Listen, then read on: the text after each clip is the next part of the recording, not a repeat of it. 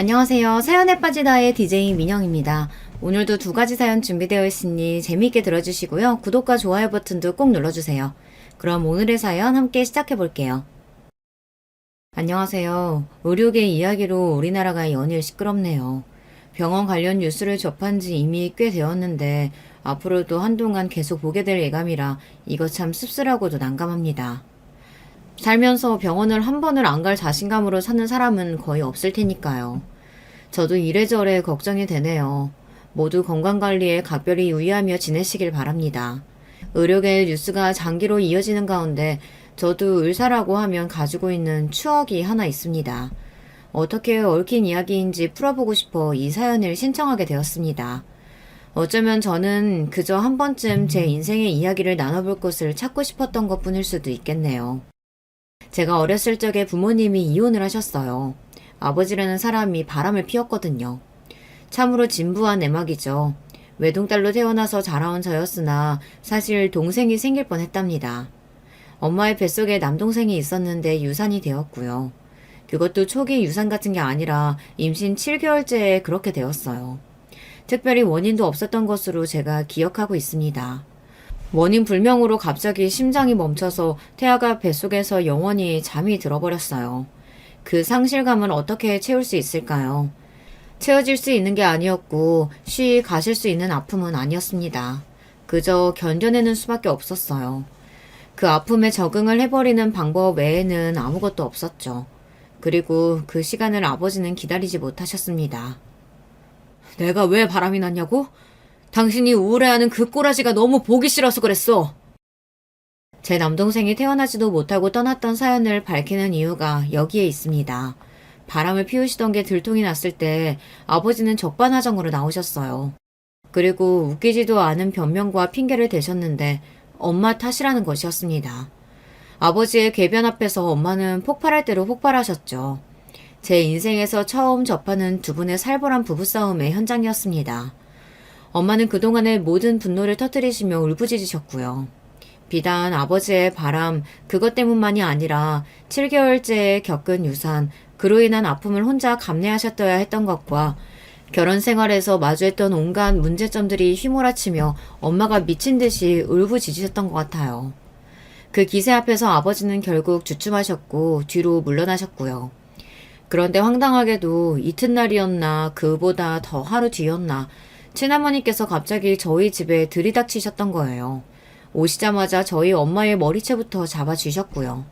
온갖 험악한 쌍욕들이 친할머니의 입에서 튀어나왔습니다. 저는 경악했고 너무 당혹스럽고 무서워서 숨을 죽이고 울고 있었던 것 같아요. 야, 이 못된 년아. 너는 내 아들 여태까지 마음고생 시켜놓고서는 뭐가 그렇게 당당하니? 네가 뭔데 내 아들 앞에서 큰 소리를 치어? 너 오늘 진짜 내가 반 죽여놓을 줄 알아! 머리채를 잡힌 채로 엄마가 악을 쓰셨고 저는 계속 서러워서 울었습니다. 친할머니께서는 한껏 분풀이를 마치신 후에야 발길을 돌리셨고요. 멍하니 계시던 엄마가 뒷정리를 조용히 하시던 그 모습이 어찌나 슬프고 초라해 보이던지요. 얼마 후에 외할머니로부터 전화가 걸려왔는데 마침 제가 받았습니다. 갑자기 가슴이 막 뛰면서 외할머니께 모든 걸 말해버려야 한다는 생각이 들더라고요. 그래서 그간의 일들을 다 말씀드렸죠. 외할머니께서는 말문이 막히신 듯 이따금씩 괴로운 한숨소리만 내실 뿐이었습니다. 너무나도 가슴 아파하셨던 거예요. 엄마와 외할머니의 통화가 이뤄졌고 눈물바다였습니다. 외할머니께서 무슨 말씀을 이어가신 건지는 모르겠으나 엄마가 전화기를 붙잡고 한참이나 우셔서 그 모습을 지켜보다 죄송하다는 마음이 들었어요. 어쩌면 좋아. 내가 괜히 입방정을 떨었나 봐. 그로부터 얼마 지나지 않아 외할머니의 건강이 많이 안 좋아지는 바람에 엄마가 걱정을 하셨거든요. 외할머니께서 심란하여 그렇게 되신 게 틀림없었어요. 그래서 제가 더욱 죄책감이 들었습니다. 저희 부모님은 결국 이혼을 하셨죠. 관계가 끝내 봉합이 안 되었다고 하기보다는 아버지가 바람을 또 피우시는 바람에 파국으로 치달았다는 솔직한 설명이 가장 적절할 듯 싶습니다. 바람을 아예 안 피우는 사람은 있어도 한 번만 피우는 사람은 없다는 희대의 명언이 제 아버지라는 사람에게도 적용이 잘 되더라고요. 또 바람을 피우셨던 아버지는 또 들통이 나자 이번에는 엄마에게 손찌검을 하시기까지 하였습니다. 바람이 난 것을 두고 엄마가 따져 물으시자 아버지가 적반하장으로 나오시다 아예 손까지 올리셨던 거예요. 세게 얻어맞은 뺨을 부여잡으신 엄마가 눈을 부릅뜨셨습니다. 이렇게는 못 살아. 내가 시무년한테 맞는 건 참고 살 수 있어도 남편 놈한테 맞고는 못 살아. 뭐? 지금 뭐라 그랬어? 시모년? 이런 미친 여자가 진짜 죽고 싶지? 내 손에 죽고 싶어서 환장을 한 모양이네. 죽어야 할 건 너야. 미친놈아. 내가 죽긴 왜 죽니? 죽어도 네가 죽어야지. 죄를 지은 쪽이 죽어야 맞는 거잖아. 안 그래? 두 분의 분위기가 살벌했습니다. 엄마는 당장 이혼하자며 소리를 고래고래 지르셨어요. 아버지의 눈빛이 무시무시하게 변했고 손을 또 번쩍 들어올리시길래 지켜보던 제가 그 앞으로 달려갔어요. 엄마를 때리지 말라고 막 소리를 지르며 아버지의 앞에 섰습니다. 너는 왜 쓸모없이 딸로 태어났어? 아들로 안 태어났던 것부터가 너는 아주 불효막심했지. 그러자 아버지가 저를 삿대질하며 막말을 뱉으시더라고요. 저는 굴하지 않고 양팔을 펼친 채 엄마의 앞을 지키듯 가로막고 선 모습이었습니다. 엄마는 그런 저의 모습에 걱정으로 조마조마 하시면서도 감동해서 울컥하신 듯 하셨고요. 아버지는 점점 더 분한 눈초리로 저를 보셨어요. 네 엄마랑 갈라서고 나면 너는 내가 안 데리고 갈 거다. 저에게 그런 으름장을 놓으시더라고요. 그런다고 누가 놀라기를 하나 슬퍼하기를 하나 아예 실망조차 안 했던 것을요. 오히려 아버지가 저를 데려간다고 하시면 소스라치게 펄쩍 뛸 노릇이었습니다. 그랬는데 고작 그런 으름장을 놓으셨다는 대목이 기가 막혔습니다. 그로부터 몇 달 뒤에 부모님이 이혼 완료 상태로 갈라서셨고요. 엄마는 이혼 과정에서 돈 한 푼을 못 챙기셨습니다. 아버지 쪽에서 줄 돈은 한 푼도 없다면서 목에 핏대를 세우고 난리를 쳤기 때문입니다. 어차피 그 인간이 돈이 많기를 하니 아니면 돈을 잘 벌기를 하니 그렇다고 미래가 보이기래. 됐어. 그까진 몇 푼 되지도 않은 돈 받아봐야 그만이야. 엄마는 괜찮다고 하시며 저를 향해 웃음을 보여주셨습니다. 그 웃음이 저를 안심시키기 위함이라는 느낌을 얼핏 받았던 것 같아요. 그래서 저는 씩씩하게 엄마의 손을 붙잡고 새로운 일상으로 발을 디딜 수 있었어요. 둘이 된 일상은 단칸방에서 시작되었습니다. 좁은 공간이었으나 그럭저럭 만족스러웠어요. 왜냐하면 엄밀히 따지고 보면 그 전에 아버지를 포함한 세 식구가 살았던 방 2칸짜리 집보다 그렇게까지 작지 않은 크기였거든요. 게다가 그 집에서는 아버지 때문에 분위기가 항상 개판이라 행복한 기억도 거의 없었죠. 단칸간에서의 생활이 기대되는 이유였습니다. 엄마는 저를 낳아주신 제 엄마라서 그랬던 것이 아니라 정말로 진짜 객관적으로 보아도 매사에 똑부러지고 현명한 분이셨습니다. 앞으로 뭘 어떻게 해서 먹고 살 것인지 정리부터 시작하셨고요. 계획을 세우셨죠. 밤낮 없이 돈을 벌러 바쁜 생활을 하셨습니다. 그게 다 자식인 저를 위한 노력이셨습니다. 엄마는 저에게 공부의 중요성을 강조하고 또 강조하시던 분이었어요. 믿을 건 공부뿐이고 성공하는 길도 공부에서 이어지는 거야. 그렇게 말씀하시며 엄마는 제가 공부하는 곳에 필요한 것은 그 어떤 것이든 지원을 아끼지 않으셨습니다. 학원이든 학습지든 턱턱 다 문제없이 해주고 싶어 하셨죠. 저는 때때로 공부를 하는 당사자인 저보다 제 공부를 지원해 주시는 엄마의 눈이 더욱 빛나고 있다는 감상이 들고는 하였습니다. 만약에 형편이 좋은 집에서 엄마가 태어나셨더라면 아마 공부를 엄청 잘하셨을 것 같아. 원 없이 여러 가지 학문 배우고 익히셨을 거라는 그림이 머릿속에서 막 그려지네. 엄마가 배경을 잘못 타고나신 분 같아서 슬프고 안타깝기도 하였죠. 외가가 가난했기 때문입니다. 원래도 풍족하게 잘 산 적은 없는 집안이었는데요. 그래도 가난해서 허덕이지는 않았을 정도였다고 하는데 돈을 몽땅 다 잃는 비극을 겪고 나서 형편이 나락으로 떨어지고 말았습니다. 제가 이 이야기를 정확하고 자세하게 들은 적은 없는데요. 사기를 당한 것으로 알고 있습니다. 그것도 외할아버지, 외할머니와 꽤 오래 알고 지내시던 분한테 당했다고 하더라고요. 특히나 외할아버지하고는 호영호재하며 지낼 정도인 사이였다고 하던데 어떻게 그런 악독한 사기를 칠 수가 있었을까요? 감쪽같이 속아서 전 재산을 다 잃고 빚까지 지게 되었으니 외가가 얼마나 힘들었을까요? 그러던 어느 날 그 사기꾼이 다른 사람한테도 비슷한 짓을 했다 잘못 걸려서 죽었다나 아니면 어디로 멀리 팔려갔다나 그렇다는 이야기를 듣게 되셨습니다. 하여간에 그 사기꾼이 비극적인 결말을 맞이하였다는 소식이었는데요. 직접 단죄를 할 수도 없으며 돈의 일부라도 돌려받을 수도 없다는 걸 알게 되신 외할아버지께서는 허무함과 상실감에 빠져 지내기 시작하셨습니다. 그동안 그 사기꾼들을 추적하고 이를 갈며 지내시는 게 전부였는데 허탈해지실 만도 하죠. 비탄에 빠져 그렇게 지내시다 어느 날 홧김에 농약을 삼키셨습니다. 그리고 외할머니께서는 화병을 안고 살게 되셨죠. 가슴에 진 멍을, 그 짙은 피방울을 어찌하면 좋을지 아무도 알지 못했습니다. 저에게는 외삼촌이 한 분 계시는데요. 집안의 장남이신 외삼촌께서는 어릴 적부터 영민하다는 소리를 많이 들으셨던 분이셨죠. 눈빛부터 그렇게 초롱초롱할 수가 없었다고 해요. 크게 될 인재라는 덕담이라든지 영특하고 총명하다는 덕담 같은 건 아주 흔하게 들으셨을 정도라고 하였습니다. 외삼촌은 꽤 괜찮은 직장을 잡으신 뒤 결혼도 제법 잘하신 분이었습니다. 만약에 그런 외삼촌이 멀쩡히 계셨다면 외가가 괜찮았을 것이라는 생각이 자주 들고는 했었네요. 그러나 안타깝게도 외삼촌은 한순간의 교통사고로 많은 것을 잃어버리셔야 했습니다. 몸에 마비 증세가 왔고 인지 능력 또한 저하되었습니다. 교통사고에서 머리를 다치셨거든요. 그 교통사고 이후 딱 1년 만에 이혼을 당하셨고요. 이혼 이전에 일방적으로 별거 먼저 당하셨다가 결국은 이혼을 당하셨던 것으로 알고 있습니다. 결혼한 지 10개월 만에 일어났던 교통사고였으므로 외할머니께서는 자기 딸의 인생을 더 우선시하며 지키고자 하는 사돈 집안의 입장이 10분 이해가 간다고 하셨습니다. 하지만 불쌍한 당신의 아들은 어찌하면 좋으냐 피눈물이 흐르는 것을 막지는 못하셨습니다. 그 이후로 외할머니께서 외삼촌을 돌보며 그렇게 살고 계셨어요. 교통사고 직후보다는 훨씬 상태가 좋아졌으나 그럼에도 외삼촌께서는 혼자 지내시는 것은 도저히 불가능한 상태였기 때문입니다.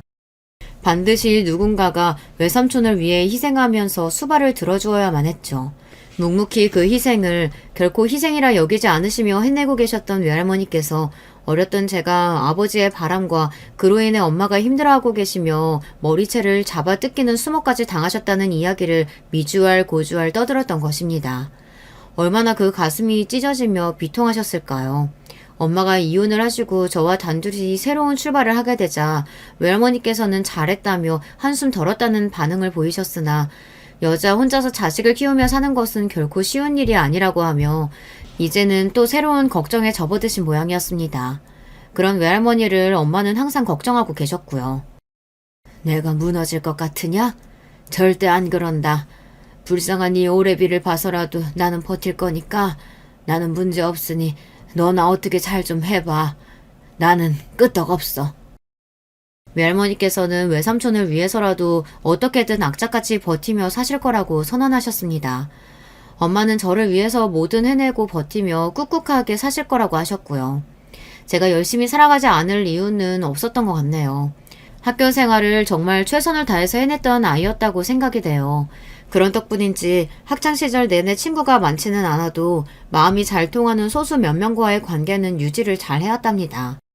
학교에서 친구들이 부모님 이야기를 할 때마다 남몰래 심장이 내려앉고는 하였으나 모른 척 태연하게 굴었네요. 부모님이 진작 이혼을 하셔서 편모가정이라는 사실을 드러내고 싶지 않았어요. 쪼들리는 형편이 슬펐지만 부끄럽진 않았습니다. 그러려고 노력했어요. 형편을 부끄러워한다면 그건 제가 엄마를 부끄럽게 여기는 게 될 것만 같았습니다. 몇 친구들 덕분에 저는 사춘기 아이들 앞에서 약점으로 보일 법한 요소들을 가지고 있음에도 별탈 없이 지낼 수 있었네요. 그런 부분에서 마음고생을 하지 않은 덕분에 성적 관리도 잘했어요. 엄마의 바람대로 저는 공부를 아주 열심히 했습니다. 제가 당당한 모습으로 성적표를 들고 오면 엄마가 기쁨에 찬 웃음을 지으셨죠. 엄마의 얼굴에 피는 웃음꽃이 저의 원동력이었고 제가 100점을 받아온 시험지는 엄마의 비타민이 되었습니다. 그리고 제가 고등학교 1학년 생활을 마무리하던 시기의 일이었습니다. 저는 그때 공부를 잘하기로 알려져 있던 여고에 착실히 진학하여 공부를 하고 있었죠. 아버지에게서 연락이 왔습니다. 그동안 연락 한 번 없었던 아버지라는 존재를 이렇게 다시 상기하게 되었습니다. 다름이 아니라 많이 편찮으신 모양이었어요. 네 아버지가 그 인간이 아무래도 간이 좀 안 좋은 모양이더라. 네? 간이라고요? 엄마 혹시 친가 쪽에 간이 나쁜 그런 게 있지 않았었나요? 맞아, 기억하는구나. 그게 집안 내력이야. 간이 나쁜 유전이 있나 보더라고. 그런데 네 아버지가 그걸 받았던 건가 봐. 관리를 하도 안 하고 신경을 전혀 안 쓰고 살아서 그런지 지금 상태가 많이 안 좋다고 그러네. 엄마가 말씀을 하시던 도중에도 한숨을 계속 푹푹 내쉬셨고 저는 마음이 복잡해졌습니다. 아버지를 안 뵐 수 없겠다는 생각이 들었어요. 아버지가 그토록 많이 편찮으시니까 저와 엄마를 다시 보고 싶어지신 거라고. 그런 생각을 하고 나니 너무 불쌍하고 측은한 마음이 피어올랐거든요. 그래서 저는 엄마만 괜찮다면 아버지를 뵈러 가고 싶다고 하였습니다. 그렇게 아버지를 정말 오래간만에 뵈었는데요. 간이 안 좋다고 하시더니 안색이 정말 나쁘더라고요. 너무 오랜만에 뵈어서 저는 어색하고 머쓱한 기분이었고 아버지와 엄마 두 분이 대화를 하시게 둔 채 저는 멀뚱하게 서 있었습니다. 그러다가 갑자기 언성이 높아졌고요. 뭐라고? 간이 문제라는 소리 들었을 때부터 내가 설마 했는데 진짜로 그런 거였어? 이 양심도 없는 인간아. 그럼 어떻게 뭐라도 해봐야지. 다들 나한테 그 방법 떠미는 걸 어떡하느냐 말이야.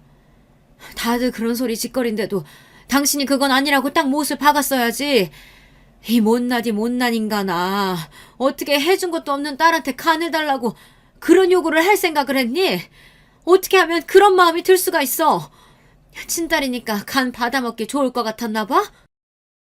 아니 당신은 왜 또 말을 그렇게 해? 오래간만에 봤는데 이렇게 죽을 상하고 있는 애가 안 됐고 불쌍하지도 않아? 안 됐고 불쌍한 건 우리야. 당신 때문에 피해보고 힘들어했던 우리는 정작 가만히 있는데 당신은 왜 이렇게 난리야? 당신이 뭔데 이제 와서 요란스레 굴어? 상습적으로 바람이나 피던 주제 우리한테 해준 게 뭐가 있다고. 한 번도 딸 자식한테 손수 선물 하나 골라주고 사준 적도 없으면서 이 나쁜 놈아.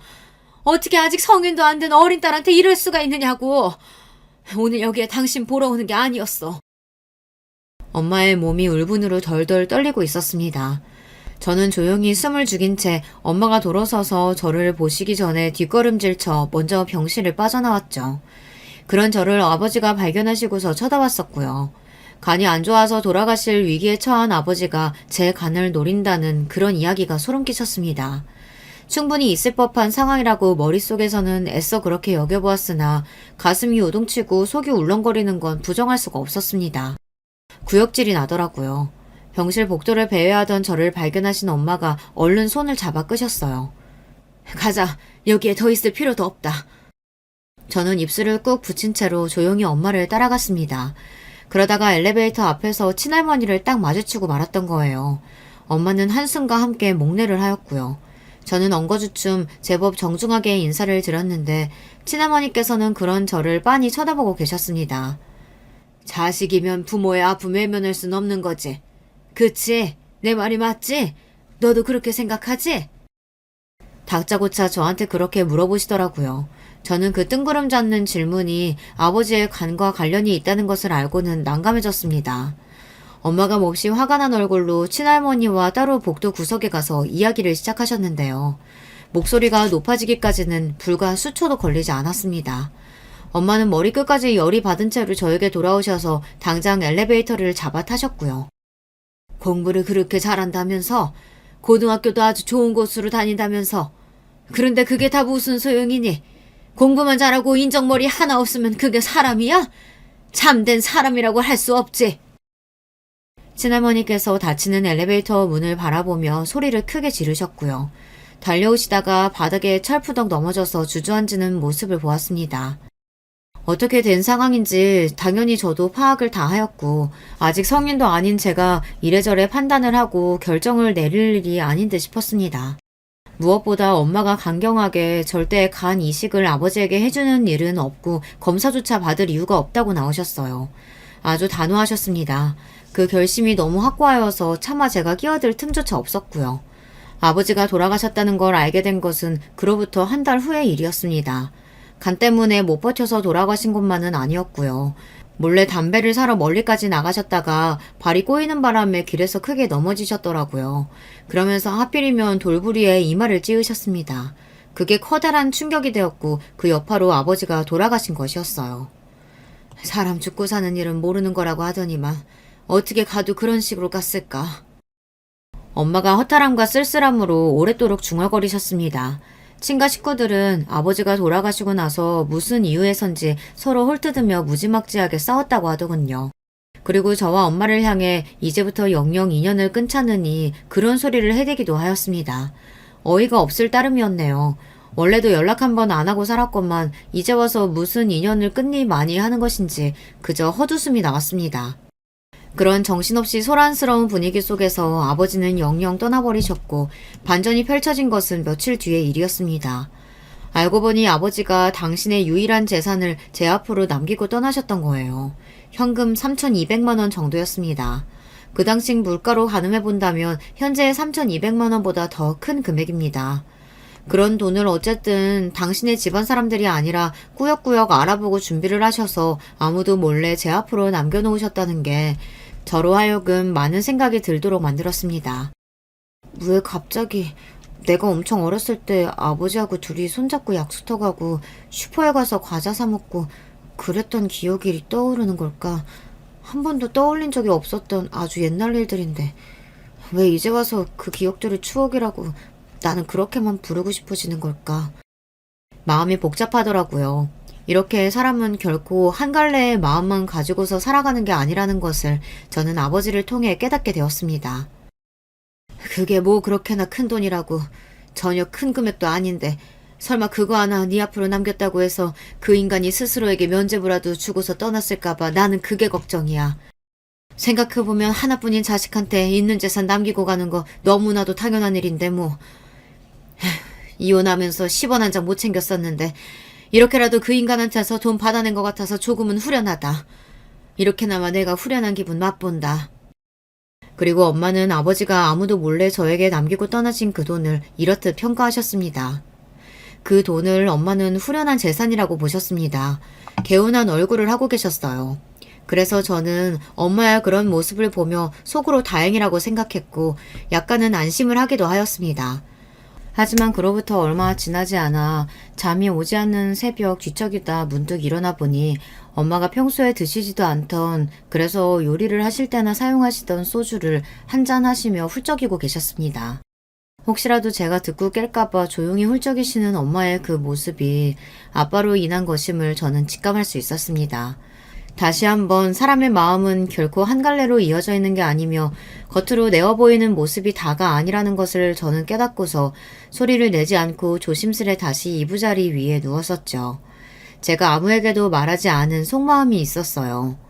엄마에게도 결코 한 번을 꺼내본 적 없던 그 속마음의 정체는 아버지를 향한 죄책감이었습니다. 간이식에 있어서 제가 검사조차 받아보지 않았었잖아요. 그 무엇도 해보지 않은 채로 아버지를 떠나보냈었잖아요. 그런 게 시간이 갈수록 후회나 죄책감으로 제 안에 자리를 잡더라고요.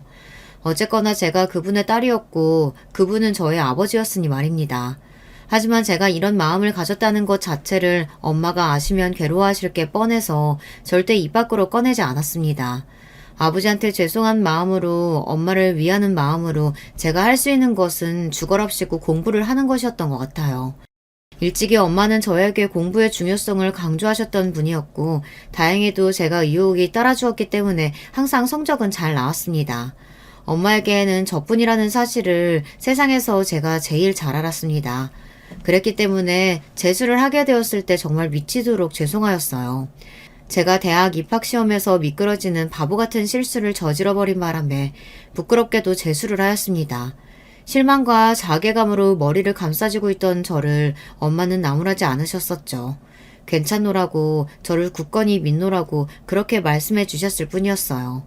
그렇게 말씀을 해주시는 엄마의 얼굴이 제가 어렸을 때 바라보았던 것보다 세월을 잔뜩 머금고 있다는 건 저도 알아차렸습니다.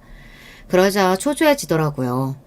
부모님의 나이든 모습을 느낄 때마다 자식들은 초조해진다고 하죠. 제가 그 순간에 그러했습니다. 초조해서 죽을 것만 같은 마음을 안고서 재수 생활을 보냈었네요. 그렇게 목표를 했던 대학에 입학을 해낼 수 있었습니다. 엄마가 한껏 어깨를 펴고 다니시는 게 저의 보람이었어요.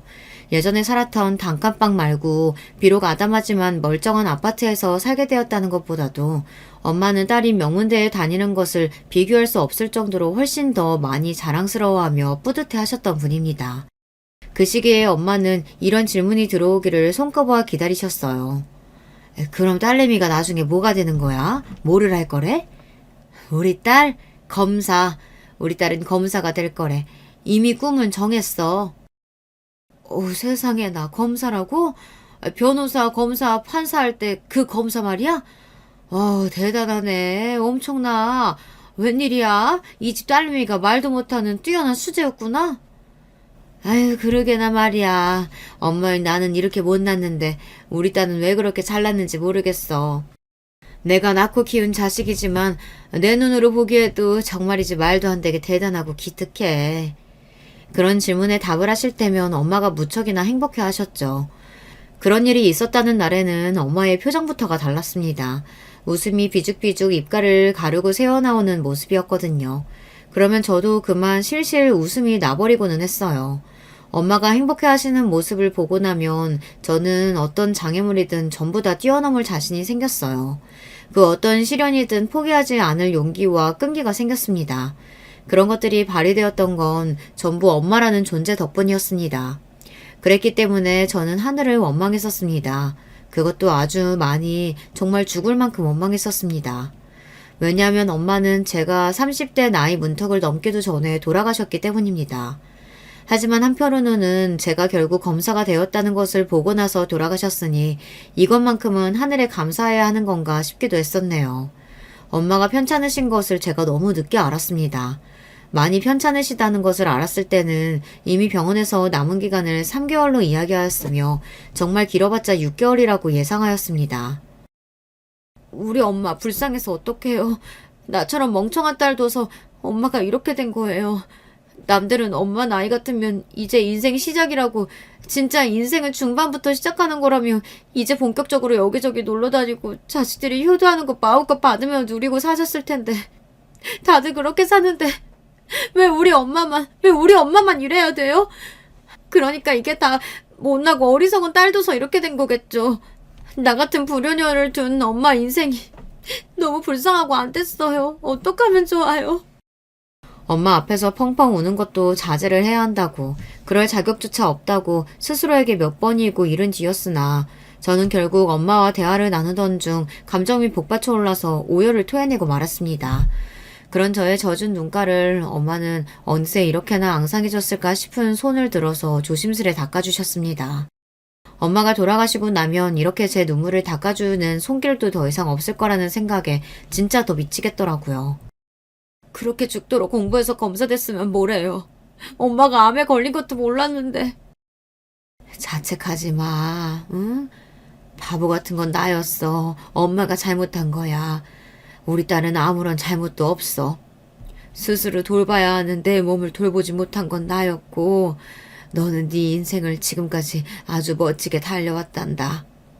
우리 딸, 이건 그냥 바보 같은 이 엄마의 팔자고 운명인 거야. 그렇게 생각하자, 우리. 엄마는 제가 뭐든 똑부러지게 잘 해내는 딸이라고, 다행이라고, 한 줄기 안심이 된다고 하셨습니다. 검사까지 되는 길을 척척 걸어온 제가 정말로 장하다고, 못 해낼 것이 없는 딸이니까 앞으로 혼자서도 잘 살 수 있을 거라고 엄마가 그렇게 저를 다독여 주셨는데요. 저는 그게 싫었어요. 듣고 싶지 않았습니다. 나 아직 어려요, 엄마. 나 그냥 직업만 검사라는 두 글자 달았을 뿐이에요. 남들이 돈 벌려고 직업 구하는 것처럼 저는 그냥 돈 버는 수단을 검사로 정했을 뿐이에요. 나 그렇게 대단한 사람 아니에요. 나는 여전히 엄마 품이 없으면 안 되는, 아직도 투정 부리고 싶은, 그냥 마냥 기대고 싶은 그런 딸일 뿐이란 말이에요. 밖에 나가서나 검사 줘. 엄마 앞에서는 나 그냥 아직 어려요. 나 엄마 없이는 인생 못 살아요. 무서워요. 엄마는 내가 겁이 얼마나 많은지 몰라서 그러죠? 결국 저는 그렇게 부족한 모습을 보이며 엄마 앞에서 철없이 굴고 말았습니다. 제가 아무리 힘들어봤자 여명이 얼마 남지 않았다는 청천벽력을 마주하고 인생의 마지막을 억지로 받아들여야 하시는 엄마만큼 힘들었을까요? 감히 비교라는 것을 할 수가 없었습니다. 고통스러운 와중에도 저를 다독이고자 혼자 살아갈 수 있는 담담한 용기를 불어넣어 주시고자 엄마는 그렇듯 노력을 하고 계셨는데 제가 너무 부족한 모습을 보였던 것이죠. 무서워서 그랬던 것 같아요. 저는 이미 아버지를 한 차례 잃어본 입장이었으니까요. 이미 이혼으로 뚝 떨어져 나간 지 오래였던 존재였으나 그럼에도 이 세상에서 유일한 저의 아버지셨죠. 그런 분을 잃고 나서 속으로 밀려든 죄책감 때문에 너무 힘든 시간을 보냈었는데요. 검사가 되었건만 이제는 제 인생에서 가장 큰 존재인 엄마까지 떠난다고 하니 무서웠어요. 사람의 힘으로 어찌할 수 없다는 것에 무력감마저 들었습니다. 제 나이 20대 꼭 중반에 외삼촌이 돌아가셨고 외할머니께서는 시설에 들어가 계셨습니다. 저는 혼자였습니다. 엄마, 왜 다들 떠나가시는 거예요? 내 곁에는 아무도 없잖아요. 하나같이 다 떠나가네요. 이제 외할머니도 머지않아 떠나실 것 같은 예감이 들어요. 다들 내가 싫은가 봐요. 아니면 내가 불운해서 다 나 때문에 모두가 그렇게 일찍 떠나는 걸지도 모르죠. 아니야. 왜 그런 생각을 해? 우리 딸이 얼마나 똑똑한데. 그러지 말어. 지금은 네 곁을 모두가 떠나가는 것처럼 생각이 되겠지만 나중에는 다르게 생각이 될 거야. 왜냐하면 먼 훗날 네가 하늘나라로 여행을 가게 됐을 때 우리 모두가 너를 마중 나가 있을 테니까. 너 마중 나가려고 그때 다 함께 너 반겨주고 인사 나누려고 그러는 거라. 그래서 일찍 떠나는 거라고 그렇게 생각해 줄 수 있겠니? 다들 너를 늦게 만나고 싶을 테니까 되도록 천천히 와야 돼. 빙그레 미소를 지으시는 엄마의 모습은 제가 학창시절에 매일 마주하던 그때의 느낌과 변함이 없었습니다. 가슴이 뭉클해졌어요. 더 이상 아픈 감각만은 아니었고 어딘가 따스하고 포근한 기분이 들고 있었습니다. 엄마의 고운 미소를 저는 영원히 기억하고 간직할 결심이었습니다. 내가 비록 직접 볼 수는 없지만 그럼에도 우리 딸 부디 정의로운 검사가 되어줄 수 있겠니? 네가 외로운 사람들 편에서 지켜줘. 돈 있고 빽 있는 사람들이 무거운 죄 희석시키기 위해서 값비싼 변호사를 쓰더라도 네가 지지 않았으면 좋겠다. 정의를 지키는 편에 서서 그렇게 싸우는 검사가 되어주길 저기 멀리 하늘나라에서 지켜보며 늘 응원하고 있을게. 그 앞에서 제가 감히 고개를 끄덕이지 않을 수가 있었을까요?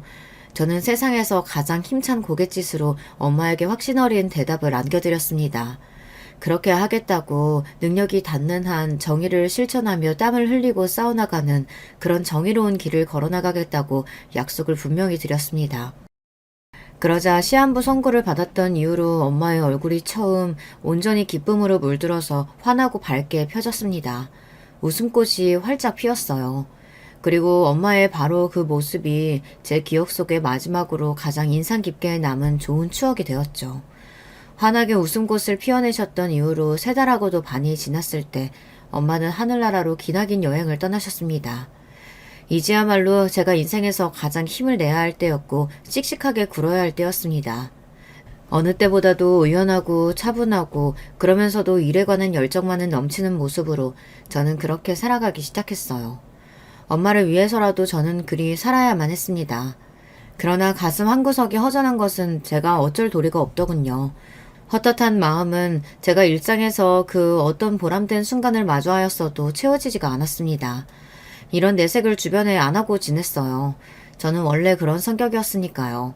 좀처럼 속 깊은 속내를 내어 보이는 편이 없었는데 학창시절에 맺은 몇 안 되지만 깊은 관계인 동창들에게는 진심을 털어놓았습니다. 그리고 이게 새로운 인연을 불러왔어요.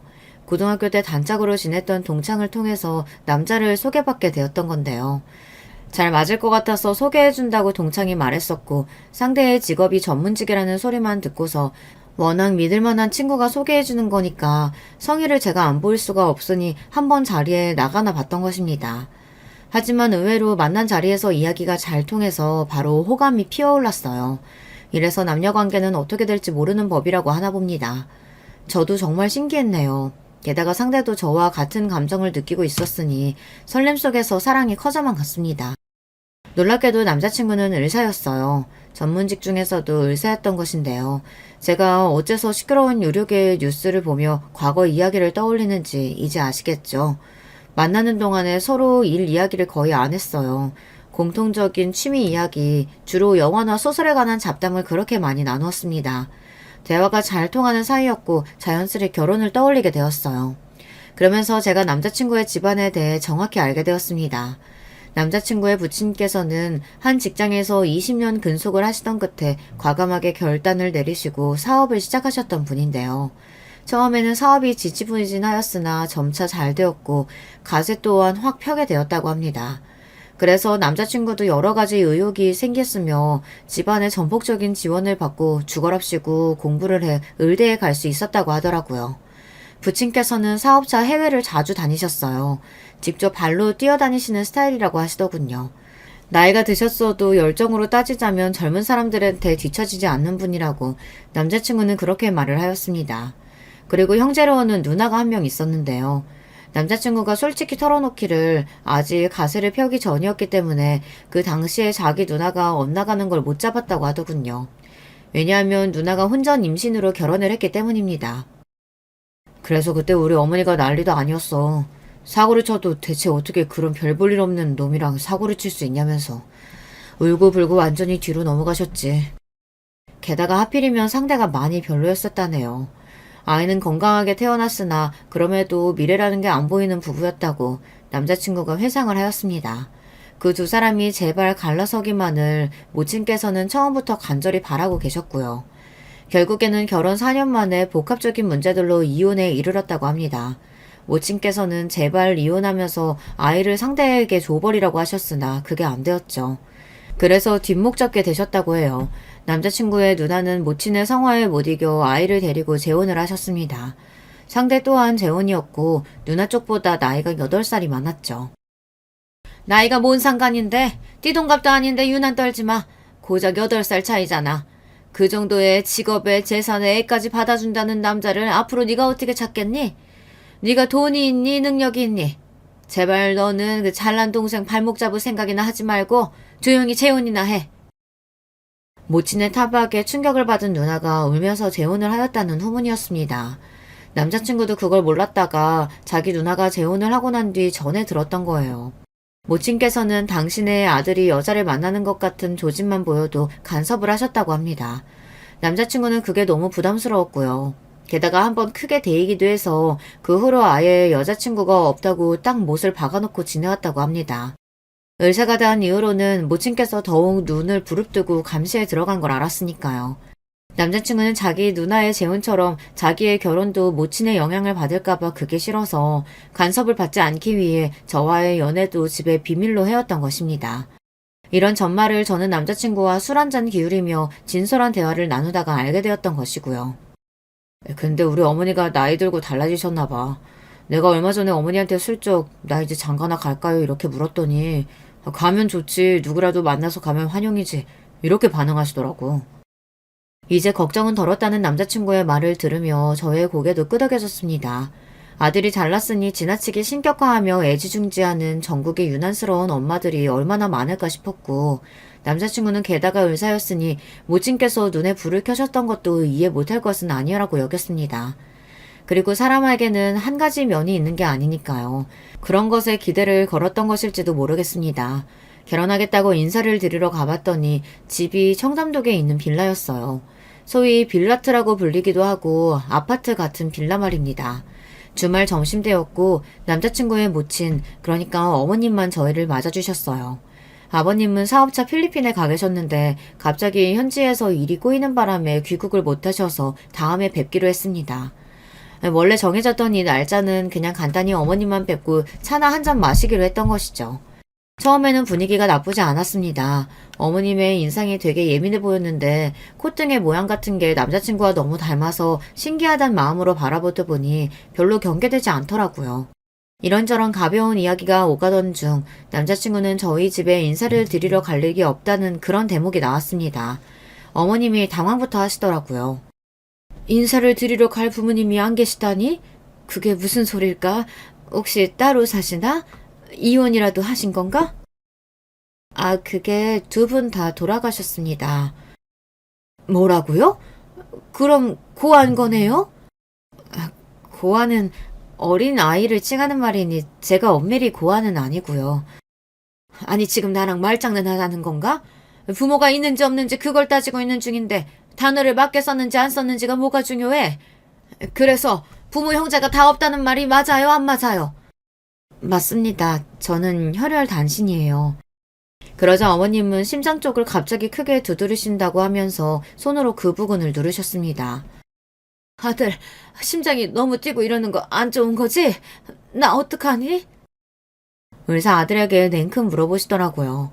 남자친구는 난감한 눈초리로 저를 바라봤는데 바로 그때 휴대폰 진동이 울렸습니다. 전화가 오는 것에 휴대폰 화면을 확인한 남자친구가 깜짝 놀라서 벌떡 일어났죠. 꼭 받아야 하는 전화라고 했습니다. 저는 고개를 끄덕여줬고 어머님은 호들갑을 떨면서 얼른 전화 받고 오라면서 손을 휘저으셨어요. 남자친구가 작은 방으로 후다닥 달려가서 전화를 받았고 저는 어머님과 식탁에 멀뚱히 남겨졌습니다.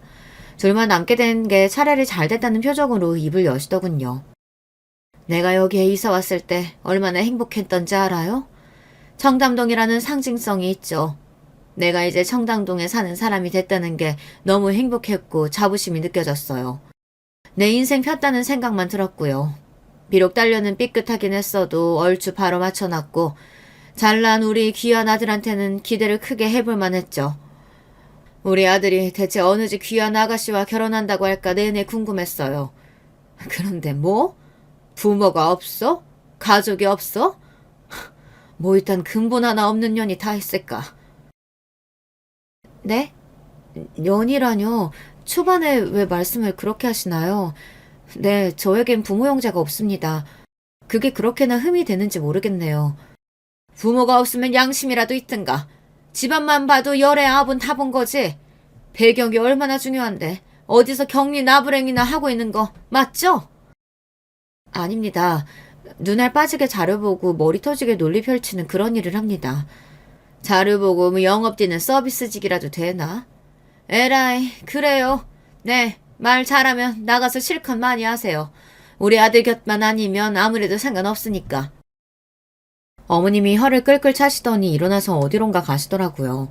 궁금해서 쳐다봤더니 현관으로 이어지는 중문 옆에 놓여져 있던 웬 자루를 푸시는 게 아니겠어요. 그 자루 안에서 나온 건 바로 소금이었습니다. 중문을 열고 어머님이 소금을 툭툭 뿌리기 시작하셨어요. 기가 막히고 열이 받아서 제가 다가가며 소리를 냈죠. 미신을 믿으시나 보네요.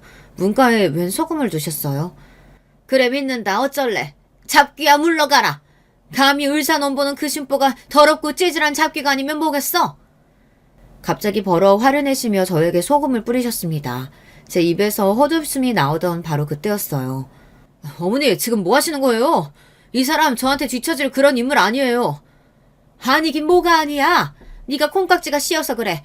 아무리 결혼이 급하더라도 저건 아니지. 네가 의사인데. 제발 무례하게 굴지 마세요 어머니. 이 사람 검사예요. 뭔 검사? 검사라고요, 검사. 이 사람 현재 검사라니까요? 남자친구가 울상이 되어 외치자 어머님이 손에 한 움큼 쥐셨던 소금을 힘없이 떨어뜨리셨습니다. 아, 검사? 그렇지. 어머나, 어쩜 좋아. 우리 아들이 어떤 아들인데 아무나 만날 리가 없었는데, 아이고, 그럼 그렇지. 상황판 및 사태 수습에 나서신 어머님의 모습을 보면서 저는 조용히 핸드백을 챙겨들었습니다. 이만 가보겠습니다. 어머, 아직 차도 다 안 마셨는데 벌써 가요? 이야기 나누지도 못했는데. 아니, 저기 그러지 말고 일단 앉아서 우리 대화를 좀 나눠보는 게 좋지 않을까? 응? 제가 소금 알레르기가 있어서요. 얼른 가봐야 할 것 같아요. 조금 있으면 입에 거품 차오르고 발작 시작될 거라서요. 세상 천지에 그런 게 어디 있나요? 당연히 거짓말이고 핑계였죠. 그러자 어머님의 얼굴이 민망함으로 구겨지더니 금세 빨개졌습니다. 저는 태어난 기색으로 꾸벅 인사를 남긴 채 그 집을 나왔어요. 남자친구가 어쩔 줄 몰라 하는 얼굴로 따라 나왔고 저를 잡았으나 뿌리쳤습니다. 가서 바닥에 소금이나 치워. 어머니랑 결혼하는 것도 아니고 나랑 결혼하는 거잖아. 제발 어떻게 좀 안 될까? 나한테 만회할 기회를 줘. 남자친구의 간청에 흔들렸어요. 하지만 저는 흔들리기만 했을 뿐 넘어가진 않았죠. 왜인 줄 아시나요? 친할머니가 떠올랐기 때문입니다. 저는 그 어머님한테서 친할머니를 겹쳐보았거든요. 그래서 절대 그분의 며느리가 되고 싶지 않았어요. 난생 처음으로 친할머니에게 감사한 마음이 들었네요. 덕분에 현명한 선택을 했으니 말입니다. 제가 마음을 돌리지 않았고 남자친구와는 그렇게 헤어졌습니다. 남자친구가 실연의 아픔으로 많이 힘들어했고 자기 모친을 많이 원망한 모양이에요. 그래서 그 어머님이 미안하다고 하면서 반성하겠다며 절에 들어갔다나 뭐라나 그런 후문을 들었는데 저는 알바 아니었고요. 그런 이야기가 들려와도 제 결심이 돌아서는 일은 없었습니다. 어리석은 결혼의 길로 영영 들어가지 않을 수 있었답니다. 먼 미래에 하늘나라로 떠나게 되면 그곳에서 저를 마중나와줄 얼굴들이 있을 것을 알고 있기에 제가 외로워할 이유는 없다고 생각하며 담담하게 살다 보니 또 새로운 인연이 제 앞에 나타나더군요. 지금은 그 인연과 함께 인생의 길을 걸어가는 중이에요. 외할머니께서는 감사하게도 상태가 많이 좋아진 이후로 꾸준히 컨디션이 괜찮아서 종종 찾아뵙고 있답니다. 지금의 제 일상이 저는 제법 만족스럽네요. 안녕하세요. 저는 서울 사는 50대 여자입니다. 매번 듣기만 하다 이렇게 제 사연을 제보하려니 어색하네요. 평소에 일하며 사연을 자주 듣는 편인데 제 얘기가 나오다니 신기합니다. 그럼 바로 제 얘기를 시작해 볼게요. 여러분, 권선징악이라는 단어 아시죠? 워낙 유명한 말이고 학교에 다니며 배우는 기본적인 사자성어잖아요. 착한 사람은 복을 받고 나쁜 사람은 벌을 받는다는 말인데 저는 이 말을 얼마 전까지는 믿지 않았습니다. 제 인생이 유달리 고달팠기 때문이에요. 그런데 인생은 죽을 때까지 모른다고 하던데 그 말이 정답입니다. 이제는 저 말에 너무 동의하거든요. 제 인생에는 악역이 참 많았답니다. 첫 번째 악역은 바로 시어머니였어요. 고등학교를 졸업하고 집이 너무 가난해서 바로 공장에 취업한 저는 거기서 남편을 만났습니다. 남편은 대학생이었고 방학이라 잠깐 공장에 일하러 온 학생이었어요. 서로 첫눈에 반했는데 워낙 집이 가난했던 저는 빨리 결혼하고 싶었습니다. 결혼해서 우리 친정과 달리 안정적인 가정을 이루고 싶었거든요. 남편도 저도 연애할 때 한 번도 싸운 적이 없을 정도로 좋아했죠. 그래서 결혼하고 싶었는데 시어머니가 결혼 전부터 극심하게 반대하셨습니다.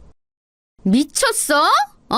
어디서 대학도 안 나온 년이 우리 아들하고 결혼하겠다는 거야? 아니지. 너 고등학교도 자퇴했다며. 우리 아들은 국립대에 다니는 똑똑한 사람이라고. 그리고 뭐 별 볼 일도 없는 주제에 우리 아들을 넘봐? 너 아버지도 없잖아. 어디서 인생 막장으로 살다가 내 아들 잡아서 결혼하려고 그래? 시어머니는 심지어 공장을 찾아오셔서 따졌어요. 절대 결혼 허락을 못한다고 우기셨죠. 시어머니의 말대로 저는 아버지가 없었습니다. 아버지가 무슨 사고를 치거나 바람을 피워서 엄마가 이혼한 것은 아니었고 오히려 일하다 다쳐서 돌아가셨어요. 지금과는 달리 예전에는 힘든 일을 하다 돌아가신 분들이 많았거든요. 우리 아버지도 그중 하나였죠. 또 워낙 가난해서 엄마와 저 그리고 동생은 반지하에 있는 단칸방에서 셋이 살았어요. 수도도 제대로 나오지 않았고 전기가 끊기는 것도 흔했습니다. 찢어지게 가난했다는 말이 정답이에요. 이런 저를 시어머니는 극심하게 반대하셨습니다. 나는 저번에 수경이 시어머니가 찾아온 거 보고 깜짝 놀랐잖아. 인상부터가 너무 드세더라. 그런데 그렇게 수경이 조건이 별로라고 반대하는 거에 비해 본인도 뭐 딱히 그렇게 잘난 건 아니잖아? 수경아, 네 예비시댁 시장에서 김밥 장사를 한다고 했지? 네. 시장에서 시부모님이 같이 분식집을 하세요. 그냥 시어머니는 제가 아버지도 없고 고등학교도 졸업 못해서 싫으신가 봐요. 아무래도 남편은 대학도 다니고 있으니까 비교가 돼요. 누가 보면 명문대에 다니는 줄 알겠다. 그냥 우리 지역에서 적당히 공부하면 들어가는 대학이잖아. 그 아줌마 식당 장사도 잘 안 되면서 뭐가 그렇게 불만이래? 나였으면 수경이처럼 착하고 예쁜 여자가 며느리로 들어오면 오히려 좋아할 텐데. 됐어. 그냥 수경이 네가 놔줘. 저런 집안에 시집 가는 거 아니야. 맞아. 오히려 별 볼 일도 없는 집들이 더 난리더라. 있는 집들은 저렇게 안 따져. 그리고 수경이 네가 고등학교를 그냥 안 다니고 싶어서 안 나왔니? 돈이 없어서 그 어린 나이에 여기 와서 고생한 건데. 생활력 좋다고 좋아하거나 오히려 안타깝게 여겨야지. 아주 못됐어. 동료 언니들 말대로 저는 고등학교를 돈이 없어서 못 나왔어요. 학비를 낼 돈으로 당장 하루라도 더 먹고 살아야 했거든요. 처음에 공장에 왔을 때 미성년자라서 안 받아준다는 걸 며칠이나 빌어서 겨우 들어왔습니다. 혼자 가장 역할을 하며 돈을 벌었어요. 엄마가 저랑 동생을 홀로 키우며 공장에서 일하다 팔을 다치셨거든요. 그렇게 집에 미성년자 때부터 돈을 벌어 가져다 주었어요. 제가 고등학교도 나오지 못했다는 게 콤플렉스라 동생은 고등학교도 무조건 졸업하게 했어요. 이런 사정을 남편은 당연히 알고 있었고 시어머니도 알고 있었습니다. 하지만 시어머니는 그냥 제가 싫었는지 무작정 반대하셨어요. 이쯤 되면 저렇게 일터까지 찾아온 집안에 시집을 안 가는 게 맞잖아요? 하지만 저는 결혼하게 되었습니다. 정확히 말하면 결혼식은 올리지 않았는데 혼인신고는 했죠. 이유가 뭐였냐고요? 오빠, 어떡해. 나 무서워. 내가 임신이라니. 이게 말이 돼? 내 배 안에 아기가 있다잖아. 어떡해? 우리 결혼해? 어머님이 나 저렇게 싫어하는데 결혼할 수 있어? 오빠가 어떻게 좀 해봐. 알겠어. 내가 어떻게든 설득할게. 아니다, 수경아. 내가 듣기로 혼인신고는 우리 둘이 가능하대. 그러니까 그냥 먼저 신고하고 나중에 설득하자. 나는 그게 맞는 것 같아. 지금 생각해도 참 철이 없고 대책이 없지만 이렇게 우리 부부는 아기 임신 사실을 알고 바로 혼인신고를 했어요. 그리고 각자 양가의 사실을 전달했죠. 우리 친정엄마는 제가 좋다면 결혼하라고 너무 흔쾌하게 말씀하셨어요. 우리 친정에서는 사실 반대할 이유가 없었습니다. 문제는 시댁이었어요. 미쳤어? 야 이년아, 남의 귀한 자식 앞길 다 망치게 하려고 작정했어? 어? 제정신이야? 어디서 고등학교도 안 나온 년이 남의 장손 인척을 이렇게 만들어? 배 안에 있는 아기 당장 지워. 나으면 그날 바로 입양 보내. 나는 절대 허락 못해. 아니 그리고 막말로 그 아기 우리 동생 아기는 맞아? 우리 동생은 그럴 애가 전혀 아닌데 어디서 남의 남자 아기 가졌으면서 결혼하려고 수쓰는 거 아니냐고, 어? 시어머니와 시누이는 공장과 우리 집에 찾아와서 따졌어요. 사람들이 쳐다보면 오히려 그 사람들에게 하소연했죠. 내가 우리 아들을 어떻게 키웠는데 인연이 우리 아들 인생을 망쳐요. 나는 어떻게 이런 애를 내가 조상님들 보기 민방에서 며느리를 어떻게 인정하냐고. 세상에 여러분, 제 말 좀 들어보세요. 지나가는 사람들이 수군거리는 모습이 아직도 눈에 선명해요.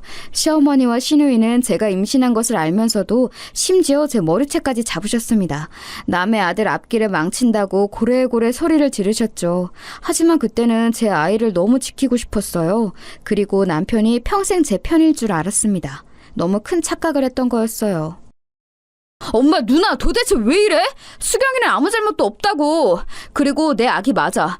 그러니까 제발 동네 창피하게 이러지 마. 수경아, 괜찮아? 내가 대신 미안해. 정식으로 결혼 허락을 받기 전에 남편은 그때는 적어도 제 편이었습니다. 그래서 제가 맡고 있으면 와서 말려주었죠.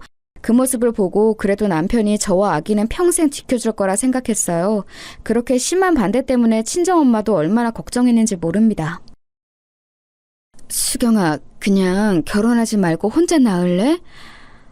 그런데 그러기엔 우리 집이 형편이 너무 안 좋으니까 그것도 걱정이다. 엄마는 네가 시댁에서 저렇게 반대하는데 시집 보내는 게 마음이 좋지 않아. 엄마, 현실적으로 내가 어떻게 혼자 낳아서 키워? 우리 형편에 갑자기 아기가 생기면 그건 더 감당하기 힘들어. 무조건 결혼하는 게 지금 상황에서는 제일 나아. 남편도 끝까지 내 편을 들어줄 거야. 나중에 들은 건데 남편이 꼭 저와 결혼하겠다고 그렇게 난리를 쳤다고 해요. 시아버지한테 대든 것도 그때가 태어나서 처음이라고 하더라고요. 그렇게 시어머니와 시누의 열정적인 반대에도 불구하고 결국 저희는 시댁에서 신혼을 시작하게 되었습니다. 그리고 제 시집살이도 동시에 시작되었어요. 마치 지옥 속으로 제 발로 들어간 것이었죠. 나는 너 아직 며느리로 인정 안 한다. 인정받고 싶으면 가게에 매일 나와서 일해. 임신한 게 자랑도 아니고 대수도 아니니까 힘들다고 할 거면 그냥 짐 싸서 나가. 나는 네가 친정으로 도망가도 잡으러 안 간다. 시어머니는 시장 안에서 김밥집을 운영한다고 했잖아요. 그 김밥집에 저를 매일 부르셨어요. 임신해서 무거운 몸을 이끌고 나가 재료 손질부터 가게 청소까지 제가 거의 모든 일을 했습니다. 그런데 문제가 있었어요. 제가 하필 입덧이 매우 심했다는 점이었습니다. 아니 엄마, 쟤는 왜 저렇게 유난이야? 입덧이 뭐라고 매번 우웩거려? 아우, 듣기 싫어. 야, 너 일부러 일하기 싫어서 그런 거지? 우리가 모를 줄 알아? 꾀부리지 말고 빨리 일해. 아니에요. 저 진짜 지금 기력도 없고 너무 힘들어서 그랬어요. 죄송해요. 그런데 너무 속이 안 좋아서 그러는데 잠시만 앉아 있어도 될까요? 뭘 앉아? 지금 손님 한 명이라도 더 받을 생각은 안 하고 앉아서 쉬겠다는 거야? 너는 도대체 무슨 양심이 있어서 이러는 거야? 나는 우리 애들 가졌을 때 혼자 시장 저 끝에서 끝까지 몇 번을 다녔는지 몰라. 조용히 하고 빨리 당근 썰어. 시어머니와 시누이는 제가 조금이라도 힘든 티를 내며 그렇게 노발대발했어요. 그리고 제가 제일 서러웠던 점은 바로 식사 시간이었습니다. 식당 특성상 손님이 없을 때 밥을 먹게 되는데 저를 한 번도 밥 먹으라고 챙겨준 적이 없었어요. 어차피 입덧이 심해서 먹지도 못했지만 먹을 거냐고 물어보질 않았습니다. 그런데 제가 임신해서 호르몬 변화도 있고 또 잘 못 먹으니 배가 고프잖아요. 그래서 친정엄마가 해준 음식이 그렇게 먹고 싶었어요. 어머니, 저 오늘 가게 퇴근하고 친정에 다녀올게요. 엄마가 저 임신했다고 집에 와서 밥을 좀 먹고 가라고 하셔서요. 먹고 금방 집에 가겠습니다. 아주 그냥 친정에서 살지 그러냐? 출가 외인이라는 말 못 들어봤어? 결혼하면 그냥 우리 집의 사람이 되는 건데 너는 시댁에 잘 보일 생각은 안 하고 그렇게 친정에 가고 싶어? 그리고 입덧한다면서 무슨 밥이야? 한 입으로 두 말을 하는 거야? 아니, 그게 아니라 입덧해서 음식을 못 먹어서 배가 고파서요. 친정엄마 음식이 자꾸 생각이 나서 딱 밥만 먹고 올게요. 저 오늘 종일 굶었던 거 어머님도 아시잖아요. 엄마! 쟤 그냥 갔다 오라고 해. 저렇게 불쌍한 척을 하는데 왜 그래? 그냥 넘어가. 막말로 제가 친정 가서 안 오면 우리야 좋지. 뭘 안 보내려고 해? 야, 갔다 와. 말리는 시누이가 더 얄밉다는 말 아시죠? 시어머니가 대놓고 구박하는 편이었으면 시누이는 얄밉게 옆에서 거드는 편이었어요. 이렇게 속상해도 아기를 막상 낳으면 예뻐할 줄 알았습니다. 남편은 저 때 대학 졸업반이라 너무 바빠서 집에도 잘 못 들어왔어요. 수경아, 미안해. 내가 진짜 요즘 너무 바빠서 너한테 신경을 잘 못 썼어. 대신 내가 졸업하고 취업하면 꼭 많이 챙겨줄게. 우리 돈 모아서 분가하기로 한 거 알지? 그리고 결혼식도 못 올린 거 너무 미안해. 내가 돈 많이 벌어서 우리 수경이 꼭 웨딩드레스 입게 해줄게. 남편이 매일 밤 저를 달래주지 않았으면 저는 절대 버티지 못했을 거랍니다. 이렇게 전쟁 같은 임신 기간을 거치고 저는 마침내 아기를 낳았어요. 아기의 성별은 공주님이었습니다. 어휴, 나도 너는 꼭 필요 없는 딸을 낳니? 이왕 낳는 거 아들을 낳았어야지. 그러면 내가 널 조금이라도 예뻐했을 텐데 쟤는 예뻐하고 싶어도 예뻐할 수가 없어. 어머님, 그래도 우리 아기 아빠를 많이 닮았어요. 그러니까 귀엽게 봐주세요. 하나도 안 귀여워. 꼴도 보기 싫으니까 방에서 거실로 데리고 나오지 마라. 아유, 아기 핑계로 일 안 할 생각도 하지 말고 당장 다음 주부터 가게 나와. 알겠어? 시어머니는 제가 딸을 낳았다고 대놓고 싫어하셨어요. 아들을 낳아 대를 이어야 하는데 그러지 않았다고 어찌나 구박했는지 모릅니다. 심지어 저는 시댁에서 살았기 때문에 남들은 다 하는 산후조리도 제대로 하진 못했어요. 아기가 아직 100일도 지나지 않았는데 그 신생아를 데리고 김밥집에 나가 재료 손질을 했습니다. 손님들이 오히려 그런 저를 걱정하곤 했었죠. 문제는 시어머니가 그렇게 제 딸을 싫어했으면서 제가 친정에 가는 것은 더 싫어했다는 거였습니다. 엄마가 제가 가게에서 일할 때는 아기를 대신 봐준다고 하셨어요. 그럼 저도 아기한테 신경 쓰지 않아도 되니까 좋을 것 같아요. 내일부터는 가게에 나오기 전에 친정에 들리도록 할게요. 야, 무슨 소리를 하는 거야? 너 결혼한 건 맞아? 어느 며느리가 그렇게 친정에 매일 가니, 어? 그리고 그 반지하에서 아기를 돌보면 뭐 얼마나 돌본다고 그러는 거야? 너는 네 아기 건강 걱정도 안 되니? 반지하여도 그래도 있을 건 다 있어요. 친정엄마가 그리고 아기를 워낙 좋아하셔서 보고 싶다고 했어요. 제가 가게에 나올 때만 봐주신다고. 아예 데리고 그럼 친정으로 영원히 가. 내 아들 앞길 망치지 말고 그냥 가라고. 지금 너 좋을 대로 행동하는데 그게 맞아? 어? 하고 싶은 거 다 하면서 사는 게 말이 되냐? 시어머니는 친정 얘기만 나오며 극도로 싫어하셨어요. 그렇다고 우리 딸을 예뻐하지도 않았는데 왜 저러는지 이해가 가지 않았습니다. 시어머니는 아기의 안 좋은 부분은 다 제 탓을 하셨어요. 못생기게 우는 것을 보니까 딱 너랑 똑같다. 나중에 쟤도 고등학교도 안 나오는 거 아니니? 나는 벌써 걱정된다. 아, 엄마! 고등학교 졸업을 요즘 누가 안 해? 중졸이 특이한 거지. 나는 그래서 처음에 얼마나 놀랐는지 몰라. 대졸과 중졸의 만남이 흔한 것은 아니잖아? 시어머니와 시누이는 심지어 저를 앞에 두고 대놓고 흉을 보기도 했습니다. 이런 상황이 지속되면서 남편과의 사이도 나빠지기 시작했어요. 제가 시댁에서 이렇게 구박받을 때 남편은 옆에 없었거든요. 처음에는 대학에 다니다가 졸업하고 취직하며 더 바빠졌습니다. 여보, 수경아, 네 마음은 알겠어. 그런데 나 일하고 와서 힘들어. 안 그래도 지치고 피곤한데 왜 자꾸 옆에서 징징대는 거야? 내 생각도 좀 해줘. 당신, 우리 딸 기저귀 한번 갈아준 적 있어? 육아는 내가 다 하잖아. 그리고 지금 돈 벌어오는 것도 죄다 시어머니가 관리하고. 이러다 우리 분가 못하면 어떡해? 영원히 시댁에서 사는 거야? 말을 왜 그렇게 하는 거야? 그리고 우리가 영원히 부모님 모시고 살면 그게 어때서? 뭐 그게 죽는 법이라도 되는 거야? 오히려 돈 관리는 엄마가 해주고 편하게 먹고 자고 할 수 있는데 당신은 왜 그래? 나는 결혼하고 명절에 일하느라 친정에도 못 갔어. 우리 엄마도 나랑 우리 딸 보고 싶어해. 당신도 알잖아. 그런데 나는 그런 엄마 마음 알면서도 가게 나오느라 얼굴도 못 보러 가잖아. 갑자기 그 얘기는 또 왜 나오는 거야? 대신 명절 전후로 나랑 처가 방문하잖아. 우리가 영원히 못 보게 하는 거야? 그건 아니잖아. 그리고 출간 외인이라는 말도 있는데. 피곤해. 나 그냥 잔다. 그만 얘기해. 남편은 회사에 다니기 시작하면서 유난히 피곤함을 내비쳤어요. 심지어 나중에는 아이가 칭얼거리는 소리가 듣기 싫다고 저보고 나가서 달래라고 했습니다. 그래서 아직 걷지도 못하는 우리 딸을 데리고 새벽에 시댁을 나가 길거리에서 달래곤 했어요. 이런 서러운 환경 속에서 저는 그래도 나중에는 이런 상황이 나아질 거라 기대했습니다. 역시 그건 제 착각이었어요. 저는 시댁에서 일하면서 단 한 번도 월급을 받은 적이 없었습니다. 새벽 6시까지 나가서 혼자 재료를 다듬고 청소하고 제일 힘든 일을 했는데 아무도 저에게 돈을 챙겨주질 않았어요. 심지어 저는 시댁에서 살며 집안일도 제가 다 했거든요. 퇴근하고 시댁에 가면 집안일이 어마어마했답니다. 야, 너는 빨래도 제대로 못해? 흰옷을 빨간 옷하고 같이 빨면 어떡해? 다 물들어서 아예 못 입게 됐잖아. 이런 상식도 없는 거야? 고등학교를 못 나와서 그런가? 왜 기본적인 것도 모르냐고. 죄송해요. 제가 원래 따로 빨래하는데 오늘은 급해서 못 골라냈어요. 제가 대신 열심히 색 빼볼게요. 너무 화내지 마세요. 당장 입고 나가야 한다고. 내가 어제부터 그렇게 신신당부했는데 왜 못 알아들어? 짜증나. 제대로 하는 게 하나도 없어. 시누이와 시어머니의 구박을 있는 대로 받으며 무급으로 일했던 거였어요. 공장에서 일하던 게 그리울 정도였습니다. 아기 육아에 대해서도 시댁 식구들은 한 명도 저를 도와주질 않았어요. 그래서 혼자 육아하고 살림하느라 몸이 하나인 게 원망스러웠습니다. 시아버지도 완전 전형적인 말 없는 어른이었어요. 저를 구박하진 않았지만 그렇다고 예뻐하거나 그러지도 않으셨죠.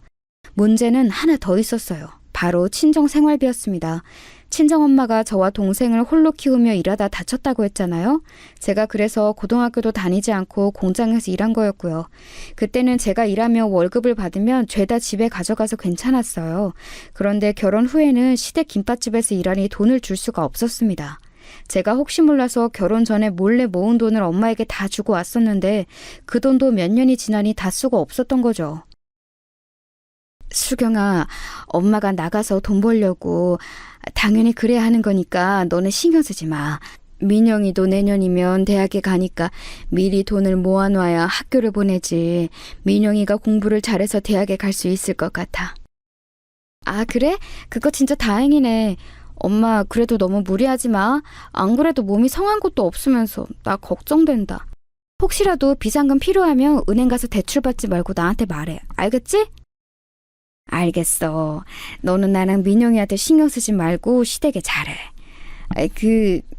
김서방은 독립할 생각은 없대? 아기가 크면 너희끼리 사는 게 좋을 텐데 말이야. 나도 모르겠어. 일단 어머님이 돈을 모아주신다고 해서 월급을 다 어머님 드리거든. 그 돈이 얼마인지 어떻게 얼마나 저금하고 있는지 나도 몰라. 조만간 진지하게 얘기해야지. 엄마, 나 이제 들어가야 해. 또 전화할게. 친정엄마는 돈이 없으니 당신이 나가서 다시 일하기 시작하셨어요. 저는 당연히 엄마의 딸이니까 엄마가 고생하는 것을 원하지 않았습니다. 사실 그리고 공장에서 일하는 것보다 시댁의 김밥집에서 일하는 것이 더 힘들었어요. 시어머니가 나오기 전에 미리 가서 모든 것을 준비해야 했거든요. 또 손님이 오면 응대도 제가 해야 했습니다. 그러면서 돈은 전혀 받지 못했어요. 돈을 받는 게 문제가 아니라 아기용품이 필요해서 돈을 달라고 할 때 오히려 눈치가 보일 정도였습니다. 어머님, 아기 옷이 지금 다 낡아서 새로 사야 할 것 같아요. 10,000원만 주시면 안 될까요? 아까 오다 보니까 시장에서 아기 옷을 세일하더라고요. 가서 한 벌만 살게요. 뭐? 돈을 또 달라고? 너 그저께도 나한테 돈 받아갔잖아. 사치가 왜 이렇게 심한 거야? 이러니까 내가 우리 아들 월급을 너한테 못 주는 거다. 네가 똑똑하게 돈 관리를 해야 믿고 맡기는데 아휴. 그저께는 아기 기저귀가 떨어져서 그런 거였어요. 저는 저한테 들어가는 돈 결혼하고 써본 적이 없어요. 어머니 오해하지 마세요. 그래도 아기한테는 좋은 것을 해주고 싶어서. 죄송해요. 나 때는 말이야 그냥 대충 키웠어. 대충 집에 있는 거 아무거나 입히고 그래도 된다. 그렇게 키워도 대학 가고 잘 살더라. 유난 부리지 말고 옷은 입는 거 대충 꿰매서 입혀. 돈을 1원이라도 얻으려면 빌고 빌어야 했습니다. 노동이란 노동은 다 하고 돈은 못 받았었죠. 지금 생각하면 말도 안 되는 일인데 그때는 그게 현실이었어요. 그렇게 우리 딸이 정확히 5살이 되었을 때였습니다. 저한테 잊지 못할 사건이 하나 발생하게 되었어요. 그날도 열심히 김밥집에서 일하고 있었는데 갑자기 동생에게 전화가 오더라고요. 평소에 제가 먼저 하는 경우가 아니라면 동생한테 연락이 오는 경우가 없거든요. 되게 의아하게 생각하며 전화를 받았더니 깜짝 놀라게 되었습니다. 언니! 어떡해! 엄마가 일하다 넘어져서 크게 다쳤어. 지금 걷지도 못하고 응급실에 누워있어. 다행히 의식은 있는데 엄마가 원래 무릎이 안 좋잖아. 의사가 수술해야 할 수도 있대. 일단 언니 병원으로 오면 안 돼? 동생의 전화를 받고 급하게 시어머니에게 병원에 간다고 통보하고 엄마에게 달려갔어요. 엄마는 공장에서 일하다 발을 헛디뎌서 다리를 심하게 다쳤다고 하더라고요. 당장 수술하지 않으면 걸을 수가 없다는 의사의 말에 보호자 칸에 사인을 했습니다. 언니, 수술비는 어떡하지? 내가 지금 아르바이트해서 버는 돈은 우리 공과금 내고 그러느라 모으질 못했어. 하루 벌어 하루 먹고 사니까 모은 돈이 전혀 없거든. 언니 혹시 100만 원 있어? 민영아, 언니가 어떻게든 가져올 테니까 일단 급한 대로 주변에 빌리자. 병원비는 언니가 알아서 한다고 엄마한테도 말해. 알겠지? 엄마가 수술하지 않으면 걷지 못한다는 말에 진행하긴 했는데 돈이 문제였어요. 동생이 그때는 대학에 다니고 있었거든요. 대학생이라 들어가는 돈이 매우 많아서 동생도 학교에 다니며 아르바이트하고 있었죠. 친정이 너무 가난해서 그렇게 집에 쉬는 사람이 없는데도 모아놓은 돈이 없었답니다. 그때 결혼한 것을 처음으로 후회했어요. 만약 계속 공장에서 일했으면 지금보다는 희망이 많았을 테니까요. 저는 그때까지도 시댁에서 독립하지 못한 채로 살고 있었습니다. 너는 이렇게 손님이 몰리는 시간대에 그렇게 홀랑 가버리면 어떡하니? 책임감이 그렇게 없어? 네가 없어서 내가 얼마나 힘들었는지 알아? 아유, 도움이 안 돼. 김밥집으로 왔더니 시어머니가 제가 병원에 갔던 것으로 뭐라 하더라고요. 그래도 그 말은 귀에 들어오지도 않았습니다. 오로지 우리 엄마의 병원비만 머릿속을 채우고 있었죠. 집에 가서도 엄마의 병원비에 잠을 한숨도 잘 수가 없었어요. 그리고 저는 마침내 결심했습니다. 다음날 역시 새벽이 되자 혼자 가게에 나갔어요. 저는 결혼하고 김밥집에서 무급 노동으로 일하며 한 번도 돈통에 손을 댄 적이 없거든요. 오히려 돈을 조금이라도 달라고 시어머니에게 항상 빌었었죠. 그런 제가 그날부터 조금씩 현금을 빼돌리기 시작했습니다. 물론 한 번에 100만 원을 빼지는 않았어요. 그러면 티가 너무 나니까 현금으로 내는 손님들이 있으면 몰래 주머니에 넣었습니다. 그리고 어차피 제가 가게 장사를 열고 마감하니까 혼자 정산하며 돈을 빼돌렸어요. 그렇게 일주일이 되자 100만 원이 모였습니다. 5년 동안 무급으로 일했으니 그 정도는 괜찮다고 혼자 합리화했죠. 여러분은 어떻게 생각하세요? 민영아, 언니가 돈 가져왔어. 너 남자친구에게 돈 빌렸다며? 빨리 갚아. 고맙다고 전해줘. 그리고 앞으로 돈 필요하면 언니한테 말해. 알겠지? 엄마한테는 형부가 줬다고 해.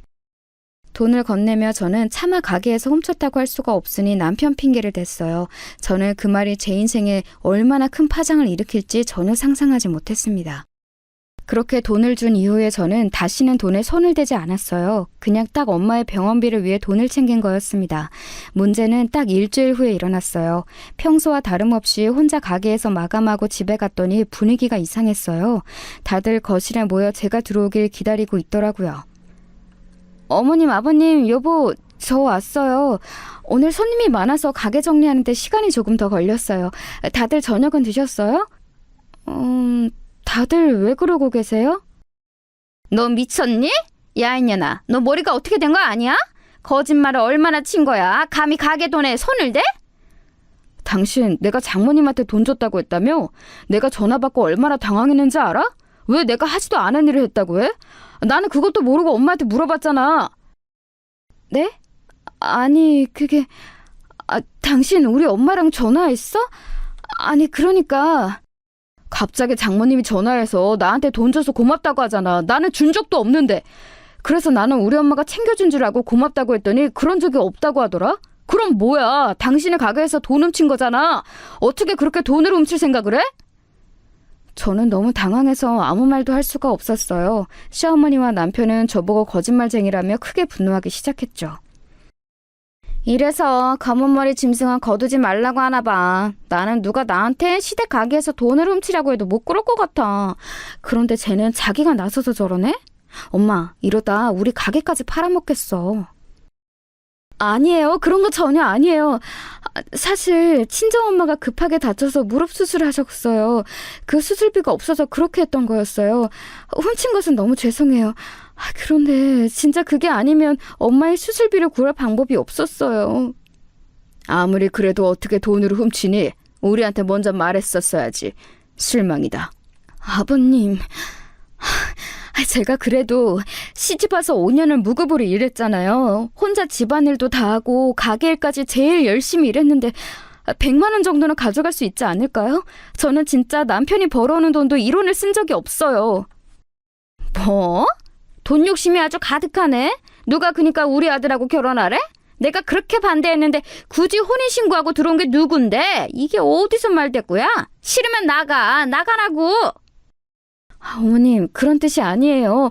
왜 예전부터 제가 무슨 말만 하면 그렇게 예민하게 반응하세요? 저는 시집 오고 한 번도 어머님께 대든 적이 없었어요. 이날 처음으로 억울하기도 하고 당황한 상태라 어머님께 저절로 대꾸하게 되었습니다. 그런데 너무 충격적인 사건이 일어났어요. 바로 남편이 제가 어머님에게 말대꾸하자 제 남편을 때렸습니다. 너무 황당해서 뺨을 붙잡고 남편을 바라보았어요. 이게 어디서 우리 엄마한테 말대꾸해? 그리고 너만 그렇게 살아? 대한민국 며느리들은 다 그러고 사는 거야. 출가 외인이라는 말 몰라? 너도 나 좋다고 결혼해놓고 왜 이래? 왜 사건을 크게 만드냐고? 나도 다 계획이 있었는데. 남편은 급기야 쌍욕까지 하기 시작했습니다. 저는 당황해서 눈물이 나오기 시작했어요. 제가 오니까 우리 딸도 옆에서 엉엉 울었죠. 아유, 듣기 싫어. 둘 다 조용히 안 해? 시끄러워. 이렇게 돈 문제를 일으키니까 내가 월급을 못 맡기지. 내가 진짜 며느리로 저런 일을 들이다니. 동네 창피해서 어디 가서 말도 못해. 저는 심지어 아기를 데리고 시댁에서 쫓겨났어요. 그날은 매우 추운 겨울이었거든요. 아직도 그 광경이 기억나는데 한방눈이 잔뜩 내리던 날이었습니다. 추운 겨울에 딸의 손을 잡고 길거리에서 외투도 잊지 못한 채로 떨었던 기억이 나요. 너무 서럽고 초라해서 속상했습니다. 겨우 새벽이 되자 조심스럽게 집에 들어갔죠. 그날 이후에 저는 시댁에서 더 찬밥 신세가 되었습니다. 너 줄 밥은 없다. 이렇게 밥을 주면 뭐하니? 몰래 돈으로 훔쳐서 너희 집에 홀랑 가져다 주잖아. 우리 식구끼리 먹을 거니까 너는 방으로 들어가. 꼴도 보기 싫어. 심지어 저는 제가 요리한 밥을 먹지도 못했어요. 그래도 예전에는 같은 식탁에서 밥을 먹었는데 병원비 사건 이후엔 같이 밥을 먹는 것도 싫었나 봐요. 속으로 이혼 생각을 당연히 하기 시작했습니다. 차라리 그냥 제가 이혼하고 딸을 데리고 친정으로 가서 공장에 나가서 돈을 버는 게 나을 것 같았어요.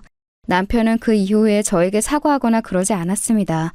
그냥 마치 없던 일처럼 행동했어요. 정식으로 사과해도 이혼을 고려했을 텐데 저러는 것을 보니까 정이 뚝뚝 떨어지기 시작했습니다. 그러다 제가 진짜로 이혼하게 되는 상황이 발생했어요.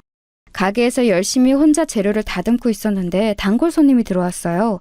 시어머니와 친한 주변 가게 사장님이었죠. 보통 그렇게 우리 가게에 오면 두 분이 대화를 많이 하세요. 그래서 최대한 그쪽에 신경을 끄고 제 할 일을 하고 있었는데 제 귀로 대화 내용이 들어왔습니다. 평소 같았으면 그냥 귀를 닫고 안 들었을 텐데 그날따라 시어머니의 목소리가 귀에 제대로 들어왔어요. 아니, 그래서 내가 얼굴형이 콤플렉스였잖아. 사장님도 알지? 어제 아들한테 하소연했더니 글쎄 뭐라고 했는지 알아? 자기가 돈 내준다고 하라더라.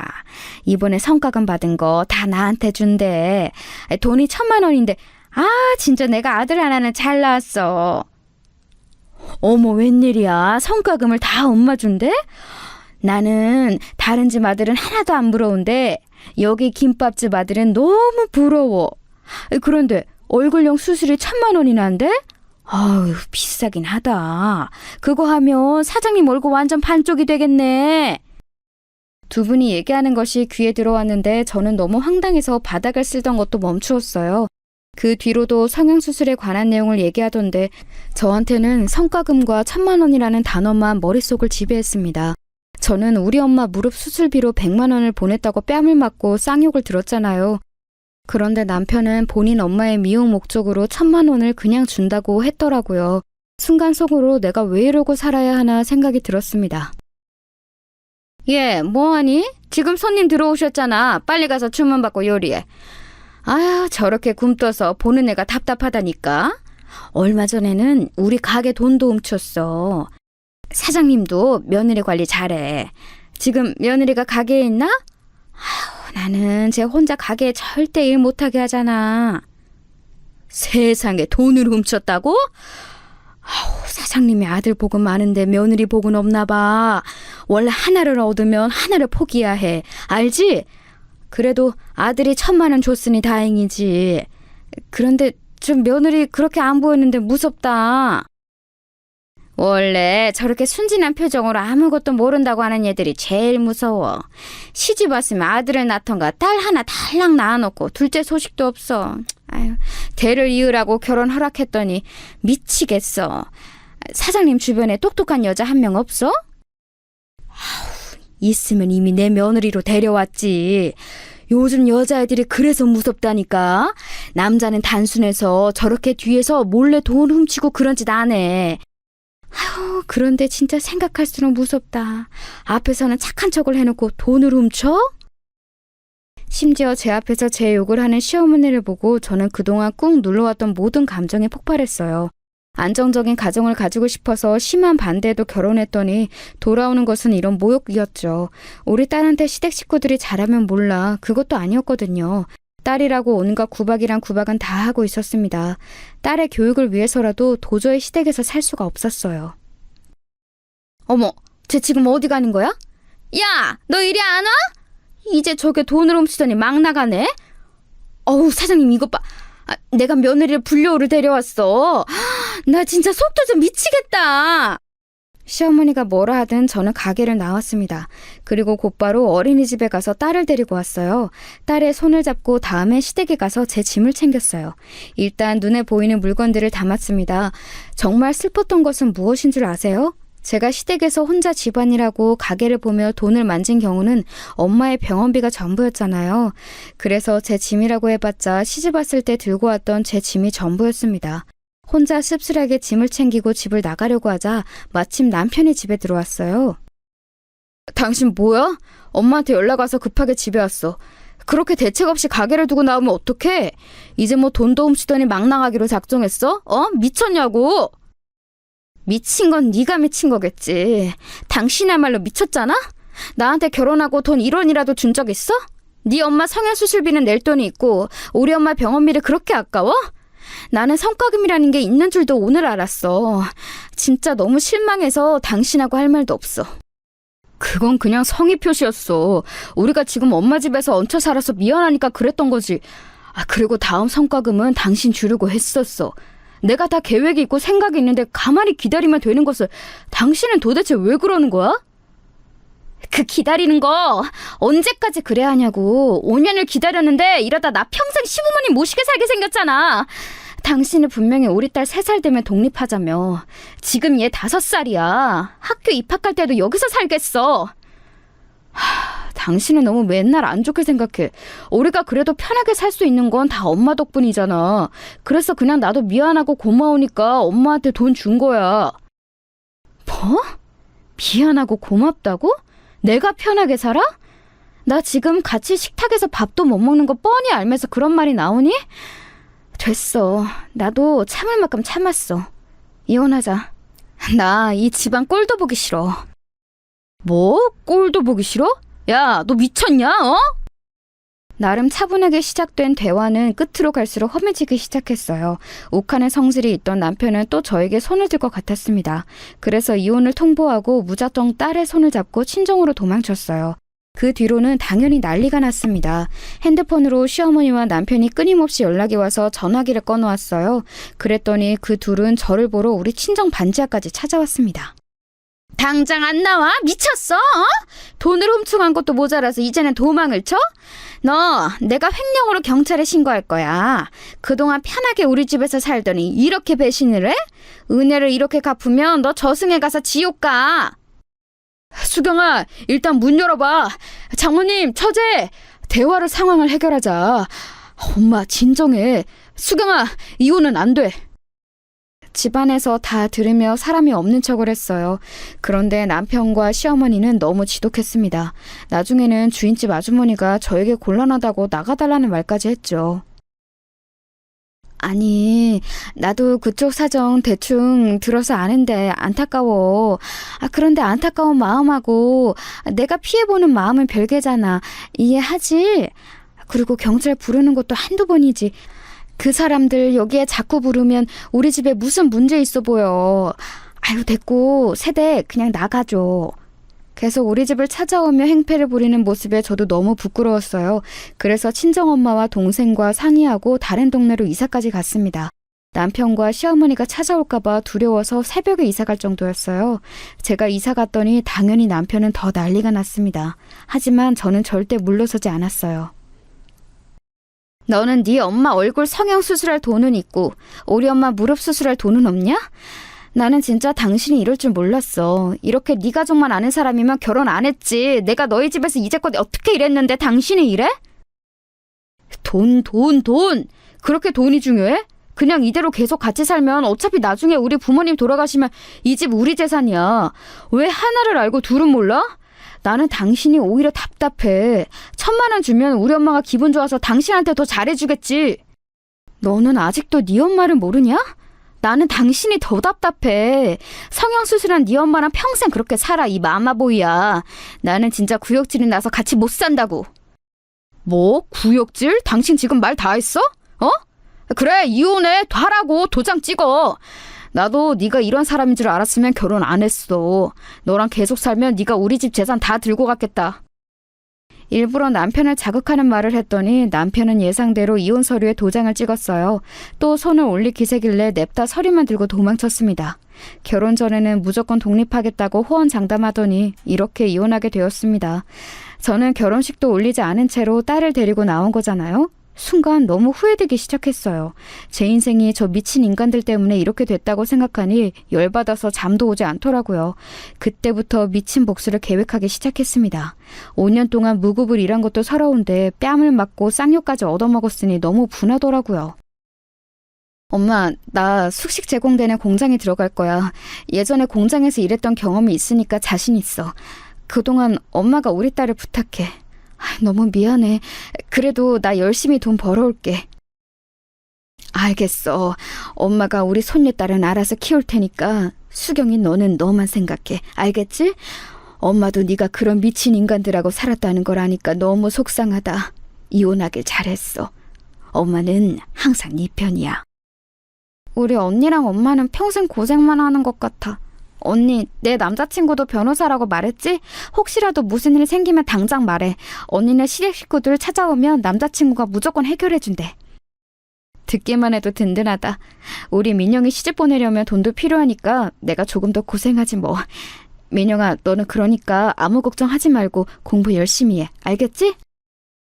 어려운 형편에서도 공부를 잘했던 동생은 대학을 좋은 곳으로 갔었거든요. 거기서 만난 남자친구와 결혼 예정이었는데 그 예비 제부는 직업이 변호사였습니다. 변호사와 결혼하려면 우리 민영이도 돈을 어느 정도는 가져가야 했어요. 물론 제부의 집에서는 전혀 준비할 필요가 없다고 했지만 제가 결혼해보니 알겠더라고요. 그렇게 저는 공장에 가서 죽어라 일했습니다. 딸과 가족을 보러 1년에 딱 이틀만 쉬었어요. 남들은 집에 갈 때 혼자 공장에 남아 잔업을 하며 돈을 벌기 바빴습니다. 수경 반장님 너무 고생하는 거 아니에요? 쉬면서 일하세요. 이렇게 힘들게 일하는데 어쩜 그렇게 매번 웃는 얼굴이세요? 저는 반장님이 대단해요. 아니에요. 집에 있는 우리 딸을 생각하면 저절로 웃음이 나와요. 그리고 이번에 동생이 결혼하거든요. 그때는 일 쉬고 집에 다녀올 거예요. 혼자 시댁 집안일과 가게에서 일하기도 했고 또 결혼 전에 공장에서 미성년자 때부터 일했던 경험이 있어서 저는 금방 적응했어요. 몇 년이 지나자 공장에서 능력을 인정받아 반장까지 하게 되었습니다. 동료들과 사이도 원만해서 공장장님의 신임도 두터웠어요. 그리고 동생은 그 변호사 남자친구와 결혼도 하게 되었습니다. 얼마나 다행이었는지 몰라요. 몸이 아파 정신을 차릴 수가 없을 때도 시댁 식구들을 생각하면 억지로라도 하게 되었습니다. 통장에 차곡차곡 쌓여가는 돈을 보며 복수할 날을 기다렸죠. 언니! 내가 저번에 말했던 분야 이거 진짜 대박났어. 우리 언니 앉아서 떼돈 벌었네? 내가 분명히 말했지? 이건 진짜 돈이 되는 분양이었어. 웬일이야! 축하해! 그러네? 어머 민영아 이게 너 얼마야? 그래도 덕분에 이런 정보도 얻고 다행이다. 제보한테도 고맙다고 전해줘. 저는 그렇게 목돈을 모아 부동산에도 투자해서 돈을 벌기 시작했어요. 워낙 그쪽으로는 지식이나 정보가 없었는데 제보가 똑똑해서 많이 알려주었습니다. 그래서 공장에서 열심히 번 돈으로 아파트에 투자해서 어마어마한 돈을 벌기 시작했어요. 우리 셋이 반지하에서 힘들게 살았던 게 얼마 전 같은데 이제 이런 고급 아파트에서 살다니 믿기지 않아. 이게 다 수경이 너 덕분이야. 엄마가 괜히 그때 병원비가 고맙다고 사위한테 말해서. 그건 미안하다. 엄마, 오히려 엄마가 그때 그렇게 말해서 우리가 이렇게 살 수 있는 거야. 그때 말하지 않았으면 내가 남편이 그런 놈인지 몰랐을 거고 또 그 뒤로 그런 일이 안 일어났겠지. 이혼해서 이렇게 내가 정당하게 일해서 돈도 받는 거야. 맞아. 나는 언니가 이혼하길 잘했다고 생각해. 언니, 그리고 내가 남편하고 알아본 게 있어. 언니네 시댁가게 건물이 싸게 나왔더라. 그거 언니가 사는 거 어때? 시장에 있는 작은 건물이라 우리가 충분히 살 수 있어. 복수하는 거지. 뭐? 그거 좋은 생각인데? 내가 그럼 그 못된 시어머니의 건물주가 되는 거야? 민영아, 자세히 말해봐. 여러분, 권성징악이라는 말을 제가 말했던 거 기억하시죠? 저는 시어머니에게 당한 시집살이를 평생 갚지 못하겠다고 생각했어요. 그래서 항상 마음속에 억울함을 품고 살았습니다. 그런데 드디어 복수할 기회가 생겼어요. 동생의 말을 듣고 당장 부동산에 가서 확인하니 시세보다 싸게 나왔더라고요. 그래서 가지고 있던 아파트를 하나 팔고 당장 그 건물을 샀습니다. 그리고 복수가 시작되었어요. 다시 시장에 가서 시댁의 김밥집을 보니 그대로더라고요. 원래 시어머니의 성격 때문에 애초에 분식집은 장사가 잘 되는 편도 아니었어요. 김밥집을 바라보는데 예전에 제가 떠올랐습니다. 그렇게 혼자 생각에 잠겨 바라보는데 가게 안에 있던 시어머니와 눈이 마주쳤어요. 시어머니는 저를 보자 눈을 동그랗게 뜨고 가게 안에서 나왔습니다. 야, 이년아! 네가 지금 여기가 어디라고 와? 당장 안 꺼져, 이 미친 인간아! 시어머니는 저를 보자 대뜸 욕하기 시작했습니다. 그 모습을 보며 사람이 참 여전하다고 느꼈어요. 시어머니는 가만히 제가 응시하자 전화로 남편을 부르더라고요. 구역질 난다며? 왜 여길 찾아와? 다시 재혼하자고? 어림도 없어. 무슨 낯짝으로 여기 온 거야? 당장 안 꺼져? 이혼했는데 왜 온 거야? 나는 너랑 다시 살 생각 없어. 참나, 이 교양 없는 인간들은 여전하네. 야, 나도 너 같은 인간하고 계속 살 생각 전혀 없어. 내가 미쳤니? 그리고 내가 내 건물 보러 오지도 못해? 나라고 뭐 당신들 얼굴 보고 싶어서 온 줄 알아? 이 건물 이제 내 거야. 내가 내 소유 건물 보러 온 거니까 조용히 해. 월세 2배로 올릴 거야. 그게 무슨 미친 소리야? 저게 진짜 갑자기 나타나서 무슨 헛소리야? 미치려면 곱게 미쳐야지. 또 돈 훔쳐가려고? 여기, 이거 안 보여? 보이지? 내 이름 석자 적혀있지? 내가 너희 가게 건물주인이니까 행동 똑바로 해. 알겠어? 그리고 예전에 일하고 못 받은 돈도 받기 전에 입 다물어. 참고로 내 동생 남편 변호사야. 이 썩을 것들. 제가 살면서 이렇게 통쾌했던 적이 없습니다. 부동산에서 받은 서류를 시어머니와 남편에게 보여줬더니 둘은 꿀먹은 벙어리가 되었어요. 의기양양하게 일부러 가게 안에 들어가서 쭉 둘러보았어요. 예전에 돈도 받지 못하고 일했던 게 생각났어요. 시어머니와 남편 둘은 서로 바라보며 저한테 아무 말도 하지 못했죠. 그 모습을 보며 속에 있던 모든 안 좋은 감정이 사라지더라고요. 힘들게 공장에서 밥도 주먹밥 하나만 먹어가며 일했던 게 생각났습니다. 임신한 채로 김밥집에서 고생했던 것도 기억났죠. 아무 말도 못하고 눈도 못 마주치는 썩을 시댁 식구들에게 오히려 한 번 웃어주고 집에 왔습니다. 그날은 너무 기뻐서 잠이 안 왔어요. 실제로 저는 그 뒤로 일부러 제 건물을 자주 방문하고 있답니다. 제가 보이면 시어머니는 가게 밖으로 나오지도 않아요. 그 모습이 너무 웃겨서 여러분께 보여주고 싶을 정도랍니다. 이렇게 악한 사람은 결국 다 되돌려받는다는 것을 알게 되었어요. 여기까지가 제가 준비한 사연입니다. 다들 재밌게 들으셨나요? 저는 지금도 너무 통쾌해요. 들어주셔서 감사합니다. 결국 사람은 착하게 살아야 하는 것 같아요. 여러분, 우리 착하게 살아요.